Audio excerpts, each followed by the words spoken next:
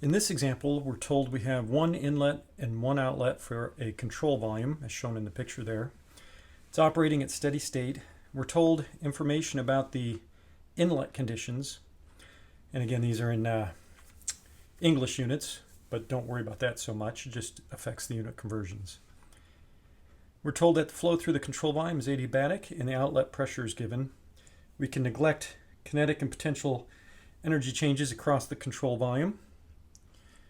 See a little misspelling there. And we're asked to determine the rate of entropy production per unit mass flow rate for if the control volume encloses a turbine and having an isentropic turbine efficiency, and then for part B if the control volume encloses a throttling valve. So for part A, the idea is you've got some turbine inside here, and for part B you'd replace the turbine with a valve. Okay, so we'll work part A. We're asked to find the rate of entropy production per unit mass flow rate, so we're going to use the entropy equation. So let's write that out. Oops, let me fix that.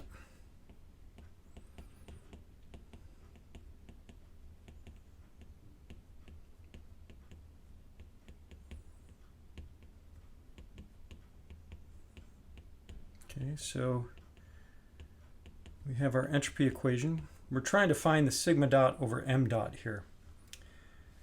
Well, let's first of all just simplify things. We know that the left-hand side is 0 because it's operating at steady state. That's given in the problem statement right up here at the top. We know that the mass flow rate coming in and the mass flow rate going out should be the same. And that comes from conservation of mass. I'll just put that over here.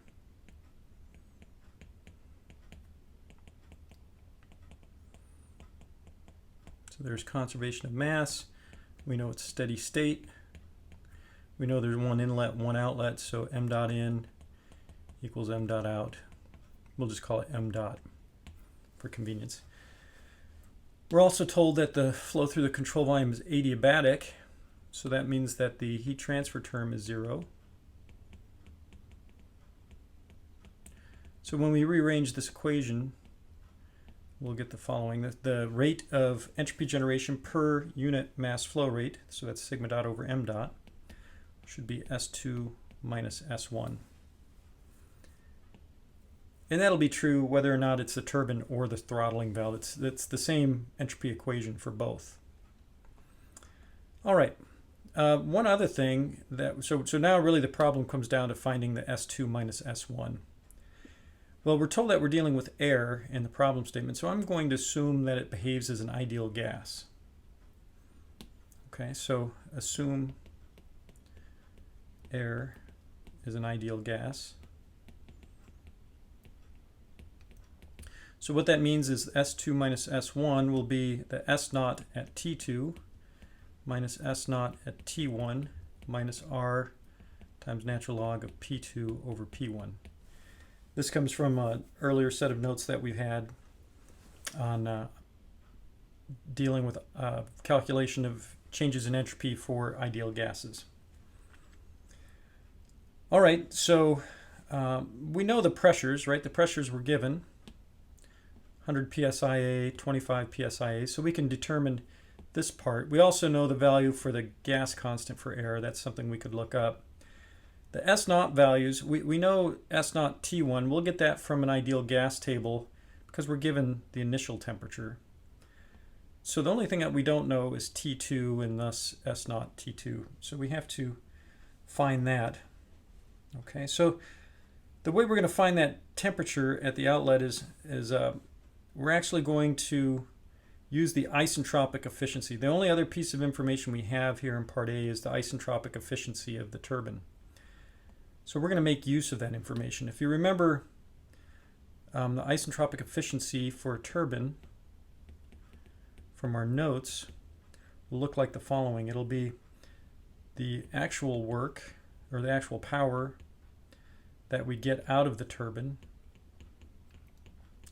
divided by the power we'd get out of the turbine if it was operating isentropically, which is the kind of the ideal condition. And if you work through the first law analysis on the turbine, the actual workout will be H1 minus H2. That's the specific enthalpy change. And then for the isentropic case, it'll be H1 minus H2S, where H2S is the specific enthalpy if the process was isentropic. So we can do a little bit of rearranging here. What we're trying to find ultimately actually is we're going to try to find H2, because if we can find H2, we know that for an ideal gas, I'll write this down here, ideal gas, we know that H is a function only of temperature, right? So if we can solve for H2, that means we can figure out T2, right? I can write this way. H2 is H at T2. So if we can find H2, that means we can find T2.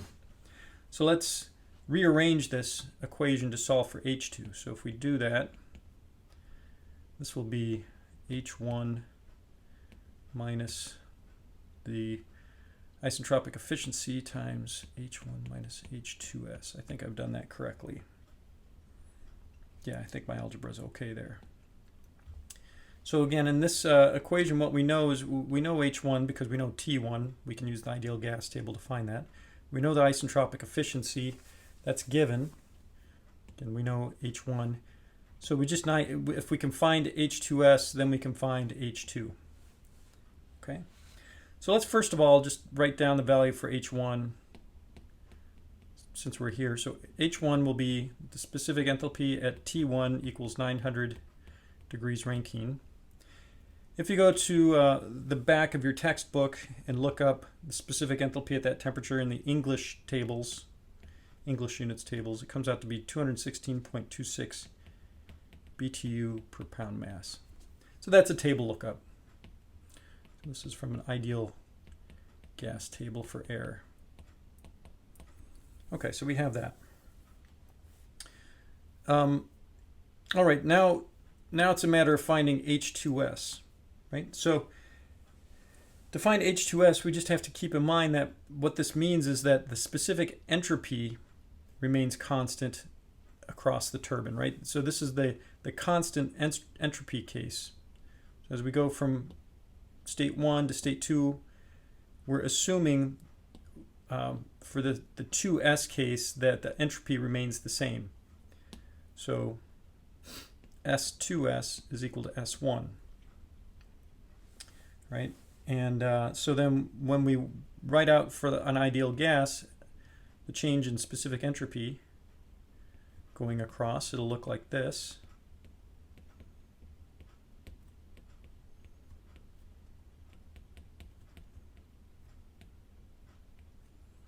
Let me rewrite that natural log.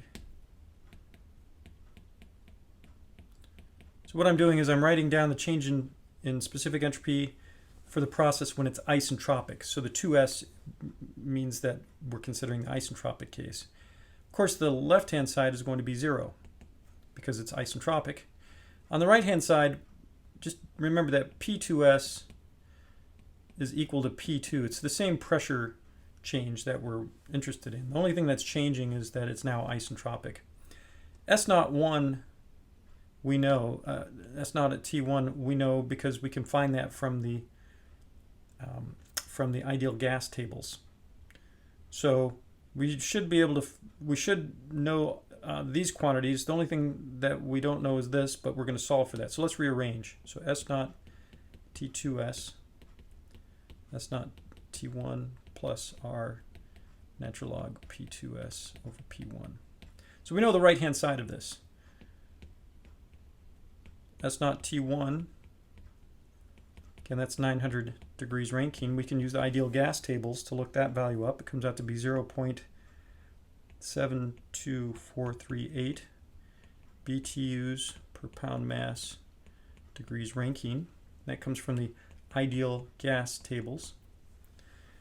Again, we know the gas constant for air is and actually this is now English units, so this one you'd have to look up in a table, and if you do that, it comes out to be 0.06856 BTUs per pound mass, degrees Rankine. Again, that's just a table lookup. So we can then, and we know P2S, I'll write it here, that's 25 psia. P1 was 100 psia, that's in the problem statement. So when you solve for S naught T2S, that comes out to be 0.641729 BTUs per pound mass, degrees Rankine. What I'm ultimately trying to get from this analysis is T2S, because if I can find T2S, I can find H2S, and if I know H2S, then I can solve for H2, and then if I know H2, I can find T2. And then if I have T2, I can find S naught 2. Okay, so there's kind of a chain of calculations. Ultimately, I need to find this S naught T2, so that's where I'm headed ultimately. Now that I know the S naught value at T2S, I can go back to the ideal gas tables and see what temperature that corresponds to. So when I go back to that, you'll find that the temperature comes out to be, let me write this down, T2S is 608.29 degrees Rankine. You have to do a little interpolation in the tables from the ideal gas tables. The corresponding specific enthalpy at that temperature is 145.46 BTUs per pound mass. Again, this is also from the ideal gas tables. Now that I have that H2S here, I can plug that back in right up here. So now I can calculate H2. So when I do that, H2 comes out to be 153.18 BTUs per pound mass. And then I can use ideal gas tables again to find T2. So that comes out to be 640.37 degrees Rankine. And then again from the ideal gas tables, at that temperature I can find S naught at T2. That comes out to be 0.64, well, somehow I think I have the wrong number here.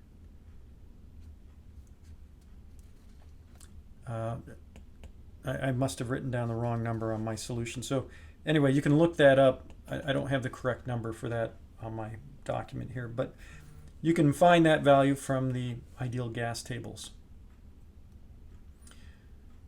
All right, so once you have that S naught 2 value, you go back up to this equation. So now we have everything on the right-hand side that we need. So we can find S2 minus S1, and then we can plug that in to find sigma dot over sigma dot m, or sigma dot over m dot.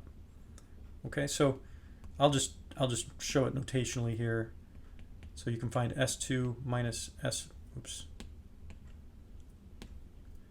S2 minus S1, and then from that you can find sigma dot over m dot. I apologize I don't have the numbers here, but I evidently looked up the wrong value at that point, but you get the idea. Okay, so we can then find the rate of entropy production for this particular case. Okay. It turns out there is actually another way you can solve this part of the problem. The way I went through it, totally fine, works well, but since we're dealing with an ideal gas, specifically what I'm talking about is for this part of the problem starting here, where we're trying to find the conditions for the isentropic case. For an ideal gas undergoing an isentropic process, we can use the relative pressures. So we can say that PR at T2S over PR at T1 is the same as P2S over P1, right? We're dealing with an ideal gas undergoing an isentropic process. So these PRs are the relative pressures. There are entries in the ideal gas tables for those. Again, it's not a real pressure, but we call it a relative pressure because we equate it to a pressure ratio. So we can then solve this for PR at T2S by just rearranging the equation. The PR at T1, that's at 900 degrees Rankine, we can use the ideal gas table to look up that value, and that comes out to be 8.411. And then again, P2S over P1, we know that P2S is 25 psi, P1 is 100 psi, so we can solve for PR at T2S. That comes out to be 2.10275. Then we can go to the ideal gas table again to look up what T2S corresponds to that, and that comes out to be 608.01 degrees Rankine, which if you compare back, so here's what we get doing the relative pressures, here's what we got from our, just going straight from the entropy equation, or the delta S equation for an ideal gas, you can see that they're essentially the same, at least to within numerical error. And then the rest of the problem would continue, we could just continue from that point forward, for example. So it's just an alternate way of doing it, maybe a little bit shorter. All right, let's go to the part B of the problem. So now what we're going to do for part B is we're going to assume that we have a throttling valve inside our control volume. And then we want to find calculate the rate of entropy production for that case. Okay. So for that problem, when we apply the entropy equation, we'll end up with the same expression here. So it looks exactly the same. Then again, we're dealing with an ideal gas, so this expression will be exactly the same. So let me write those down here. So for throttling valve,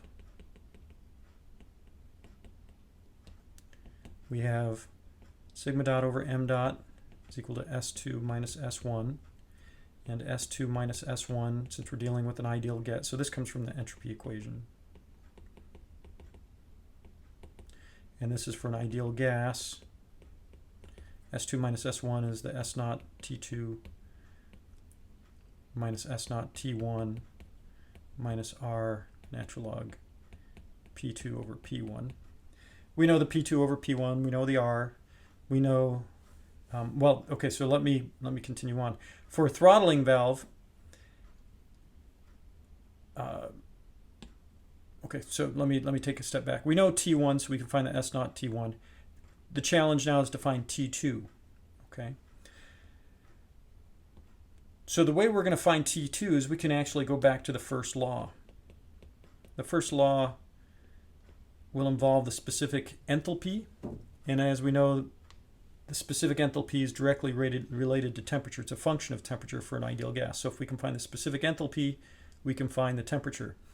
And if you go through a first law analysis on that control volume for a throttling valve, assuming that you have steady flow, or steady state, one inlet, one outlet, negligible kinetic and potential energies, no heat transfer, and no work because a throttling valve is a passive device, what you end up getting is H2 equals H1. I don't know why I wrote an S, but H2 equals H1, right? You've done this before for a throttling valve. And since we know that for an ideal gas, specific enthalpy is a function only of temperature, that means T2 will equal T1, right? So the temperature remains constant across the throttling valve. And because T2 equals T1, S naught T2 will equal S naught T1. So this quantity here will be 0.